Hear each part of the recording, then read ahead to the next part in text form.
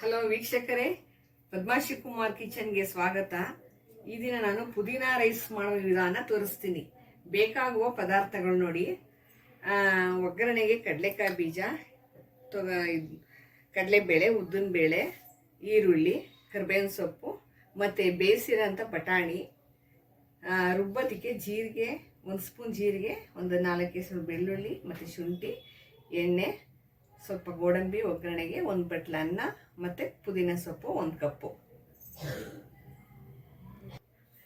ಈ ಸಾಮಾನುಗಳು ಅರ್ಧ kg ಅನ್ನ ಮಿಕ್ಸ್ ಮಾಡ್ಕೊಬೋದು. ಅದಕ್ಕೆ ನಾನು ಹೇಳ್ತಾ ಇದ್ದೀನಿ. ಮೊದಲಿಗೆ ಈ ಪುದೀನ ಸೊಪ್ಪು,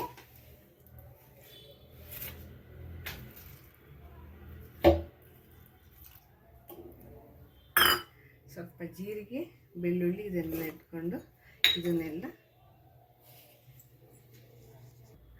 ವೀಕ್ಷಕರೇ, ಈಗ ಬಾಣಲಿ ಇಟ್ಟಿದ್ದೀನಿ, ಅದು ಕಾಯ್ದಿದೆ. ಅದಕ್ಕೆ ಒಂದು 3-4 ಸ್ಪೂನ್ ಎಣ್ಣೆ ಹಾಕಬೇಕು.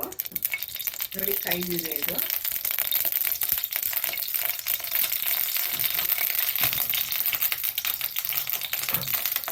ಅದಕ್ಕೆ ಸಾಸಿವೆ ಹಾಕಬೇಕು.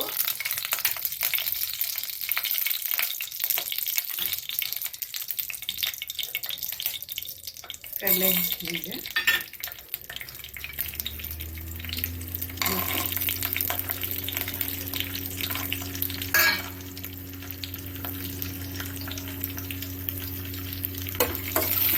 ಒಗ್ಗರಣೆ ಮಾಡ್ಕೊಳ್ಬೇಕು.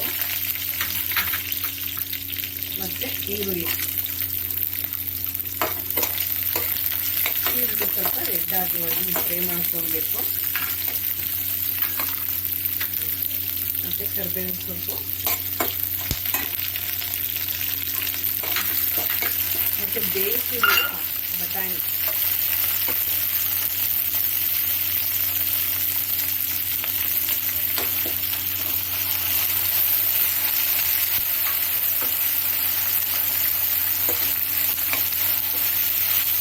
ಮತ್ತು 7-8 ಗೋಡಂಬಿ ಹಾಕಬೇಕು.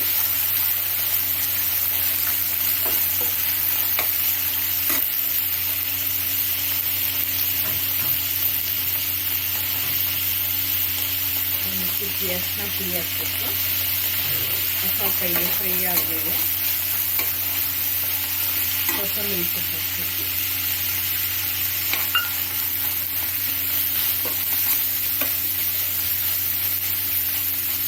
ಮತ್ತು ಪುದೀನ ಮತ್ತು ಜೀರಿಗೆ, ಶುಂಠಿ, ಬೆಳ್ಳುಳ್ಳಿ ಅದು ಪೇಸ್ಟ್ ಮಾಡ್ಕೊಂಡಿದ್ವಲ್ಲ, ಆ ಪೇಸ್ಟ್ ಮಾಡಿಟ್ಕೊಂಡ್ಬಿಟ್ಟು ಅದನ್ನು ಚೆನ್ನಾಗಿ ಮಿಕ್ಸ್ ಮಾಡಬೇಕು.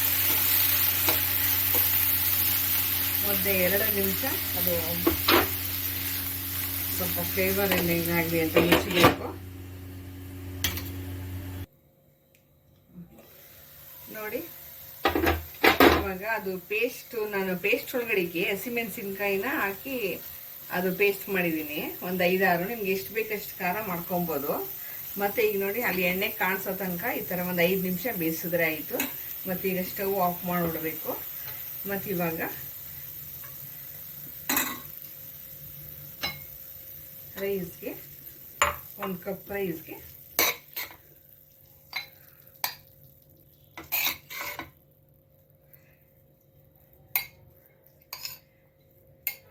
ನೋಡಿ, ಹೀಗೆ ನಮ್ಗೆ ಎಷ್ಟು ಬೇಕು ರುಚಿಗೆ ತಕ್ಕಷ್ಟು ಆ ಪೇಸ್ಟನ್ನ ಇದನ್ನು ಮಾಡಿಕೊಂಡು